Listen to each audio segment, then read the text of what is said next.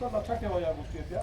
खरं तर लोहगडला येताना आपण इकडनं येतो, या साईडला तिकडे किल्ला दिसतोय, वर झेंडा पण दिसतोय, तो एक किल्ला आहे आणि हा एक किल्ला आहे. हे जुळे किल्ले आपल्याकडे जसे जुळे किल्ले असतात, जुळे तारे असतात, तसे जुळे किल्ले पण असतात, तिळे किल्ले पण असतात. आपल्या 12 किल्ल्यांमध्ये एक तिळा किल्ला आहे, जिंजीचा किल्ला, ते राजगिरी, कृष्णगिरी असे ते 3 किल्ले आहेत आणि त्या किल्ल्याचा मिळून एक दुसरा मोठा किल्ला आहे, त्यामुळे ते तिळे किल्ले. तसे हे जुळे किल्ले. हा लोहगड आणि तो विसापूरचा किल्ला, विसागड. ते साधारणतः सैन्याचा मुक्काम असेल, म्हणजे खूप मोठं सैन्य गडावर वरती प्रशस्त जागा आहे, पाण्याची भरपूर व्यवस्था आहे, तटबंदी अतिशय सुंदर आहे विसापूर गडाचे. तर तो वरूनही तुम्हाला काही त्याचा भाग बघायला मिळेल. आणि ह्या दोघांच्या मध्ये अशी खिंड, या खिंडीत आपण खाली लोहगाव म्हणून खाली आहे, खाली त्या लोणावळ्यावरून आपण मळवलीवरून चालत आलो की त्या ठिकाणी ते गाव आहे. तिथून किल्ल्याचा पायथा आहे आणि तिथून हा गड आपण चढतो आणि या खिंडीमध्ये समजल्या असा चंद्रासारखा आकार आहे की तिकडे विसापूरचा किल्ला आहे, इथे लोहगडचा किल्ला. आणि याच्यामध्ये बऱ्याचशा आख्यायिका आहेत, त्याही आपण ऐकायच्या, त्याही लक्षात ठेवायच्या. इतिहास काय आहे तो पण पाहायचा आणि दोघांना जोडणारा जो दुवा आहे, सांधा आहे, तो पण लक्षात घ्यायचा. आणि त्याच्यामुळे इथे बऱ्याच आख्यायिका आहेत अशा. थोडक्यात एक इथे आहे म्हणून सांगितलं. विसापूरचा तुम्हाला दिसला त्याचं तो आणि तिथे लोहगड किल्ल्याचा तो एक अशी आख्यायिका की या ठिकाणी एक मुघल किल्लेदार आला होता, जेव्हा त्याने किल्ला घेतला तर त्यावेळी त्याने इथे एक दोर बांधला आणि त्याने ते सांगितलं की याच्यावरून जो चालत जाईल त्याला अर्ध राज्य बक्षीस देईल. आणि मग तो मनुष्य गेला, म्हणजे त्या आणि जोरावरून चालते डोंगराचं असं ना, जोरावरून चाल सरजा पिक्चरमध्ये तुम्ही पाहिलं असेल. तर तसं ही आख्यायिका आहे. आपण हा इतिहास नाही पण सांगतो, आख्यायिका पण महत्त्वाच्या असतात कारण त्या बऱ्याचशा गोष्टी टिकवून असतात, इतिहासाचे धागेमध्ये जोडलेले असतात.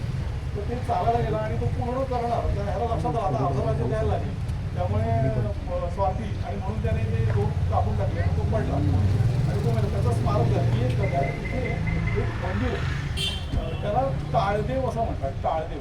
नंतरच्या काळामध्ये वरती जाताना तुम्हाला सांगितलं की ज्याच मुसलमान सत्ता ज्यावेळी इथे आल्या तर त्यावेळी इथे वरती जी लक्ष्मी कोठी आहे ती लोमश ऋषींची गुहा आहे. या किल्ल्याला 2000 वर्षाचं आयुष्य आहे आणि तिथे ती गुहा आहे. त्या गुहेत ते साधू राहत होतात आणि त्याच्या उपासना आणि सगळ्या चालू होत्या, लोकदर्शनाला जाणं वगैरे सगळं चालू होतं. हे म्हणजे मुसलमान येण्यापूर्वीची गोष्ट. तर जेव्हा त्यांची आक्रमणं झाली या बाजूला आणि ते या किल्ल्यावरती आले इथे, सुरुवातीला आपल्या लोकांना काही कल्पना नव्हतं की हे कशा प्रकारचे आक्रमण किंवा काय होतं. त्यांना किल्ल्याला यायला गेलं पण त्यांनी किल्ल्यावरच्या सगळ्या लोकांना कापून काढले आणि त्या साधूला इथून वरून फेकून दिलं. फेकून दिल्यामुळे तो ह्या जंगलात पडला इथे आणि आणि नंतर मग जेव्हा इथल्या वस्तीच्या लोकांना कळलं की अमुक साधू किंवा तो मरून गेले होते तर त्यांनी त्याचा एक स्मारक दगड ठेवला आणि मग आता इथे जंगल होतं सगळं आणि कसं काय इथे विशेष गोष्टी झाडं मांडं जी होती तशाच पद्धती. मग त्याला काय तर त्याला ते झाडाची पानं म्हणजे टाळे काढायचे आणि त्याला व्हायचे, त्याच्यामुळे त्याला टाळे देवच नाव.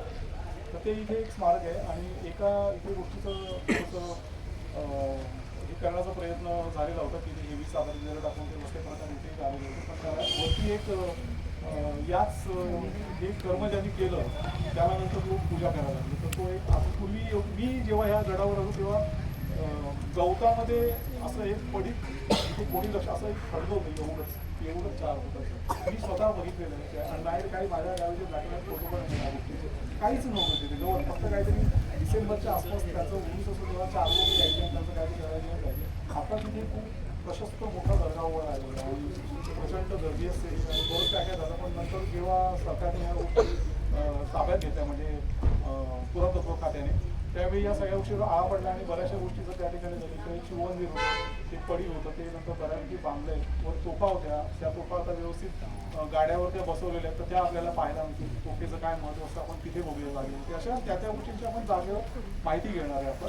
तर ह्याच्या जर का सगळी गाडीने आलोय ना आपण, तर तुम्ही येताना गडाच्या मागून आली असणार गाडी तुमची फिरून, तर त्यावेळी गडाची तिकडे तर त्या बाजूला गडाचा अशी एक भिंत गेलेली आहे, नैसर्गिक कडा एक प्रकारचा, जो अत्यंत अरुंद आहे. म्हणजे जेमतेम 10 फुटाचा 15 फुटाचा तो रुंदीला असेल, अशी ती लांब लचक एक कातळ भिंतच गेलेली आहे पुढे. दोन्ही बाजूनी कापल्यासारखी प्रचंड खोल आहे. सुमारे नाही म्हटलं तरी 300-400 फुटापेक्षा ती सरळ कातळ कडा कापलेला आहे. जसं विंचवाला नांगी असते ना, तसं लोहगडाचा शेप हा विंचवासारखा असं जर म्हटलं आपण, तसा अगदी गोल नाही पण असं म्हटलं तर त्याला जशी नांगी असे शेपटी असेल त्या विंचवाला ज्यांनी तो डंख मारतो, तशा रीतीचं ह्या गोल भागाला अशी ही मागे टोक आलेली आहे, लांब लचक अर्धा किलोमीटर लांब आणि दोन्ही बाजूने कडे तिथलं की तटबाजूने सुरक्षित केलेली आहे आणि शेवटी तिथे चिलखती बुरुज आहे. तिथे मी तुम्हाला चिलखती बुरुज काय ते दाखवेन. तसं तिकडे मागच्या आपण तिकडे जाऊ शकणार नाही कारण मध्ये एक छोटासा क्लाइंब आहे आणि तिकडे जाऊन यायला आपला वेळ खूप जाईल. पण ती विंचू कडा असं म्हणतात. विंचू कडाच नाव आहे विंचूप्रमाणे नांगी त्याची एरिया तर ते तसं दिसतं म्हणून त्याला विंचू कडा असंच नाव आहे त्या भागाला. तो किल्ल्याचा एक भाग आहे असा की जिथे आज आपल्याला सगळ्यांना जाता येईल पण परत केव्हा या ज्याला ट्रेकिंगची आवड आहे त्यांनी नक्की त्या शेवटपर्यंत जाऊन तुम्हाला बघता येईल आणि तो अनुभव वेगळा आहे. टायटॅनिक पिक्चरमधला तुम्हाला अनुभव घेता येईल. तिकडे समुद्र होता इकडे सगळं असं म्हणतं कारण ती पिक्चर खूप सिंगल आहे आणि खूप लांबपर्यंत गेलेली. तुम्ही प्रतापगडचा फोटो जर तुम्ही आठवला फोटो त्याच्यामध्ये बघा त्या दोन रेषा अशा लांब जाताना दिसतात आणि चिंचोळा भाग अगदी त्याचीच कॉपी तुम्हाला इथे बघायला मिळेल. आणि असं सह्याद्री खूप ठिकाणी आहे. त्याचे काय कसं आहे ते जाता जाता मी तुम्हाला ते सुद्धा सांगेन. तर ही साधारण गडाची एवढी आहे. तर आपल्याला जो गड बघायचा तो इथपर्यंत इथे गडाचा पहिला दरवाजा इथे लागेल ते बुरुज दिसतात आपल्याला तिथूनच आपण वर जाणार आहे. तर तसं चक्रव्यूहाचं जर कसं कसं फोटो बघितलं असेल आता वर गेल्यानंतर तुम्हाला प्रत्यक्ष दिसेल की तटाच्या मागे तट आणि बुरुजांच्या मागे दुर्ग यांचे वेढे कसे आहेत किल्ल्यात हे सगळ्यांनी निरीक्षण करायचं आहे आज कारण याच्यासाठीच आपण आलेलो. गडावर जाणारा रस्ता कसा आहे कुठून जातोय हा रस्ता वरच्या प्रत्येक तटावरून प्रत्येक बुरुजावरून प्रत्येक जंग्यांमधून तो रस्ता तुम्हाला दृष्टीपथात तुमच्या नजरेला सहज दिसतो. म्हणजे गडाच्या पायथ्यापासून गडावरती येईपर्यंत संपूर्ण मार्ग गडावरच्या सगळ्या लोकांना व्यवस्थित दिसतो.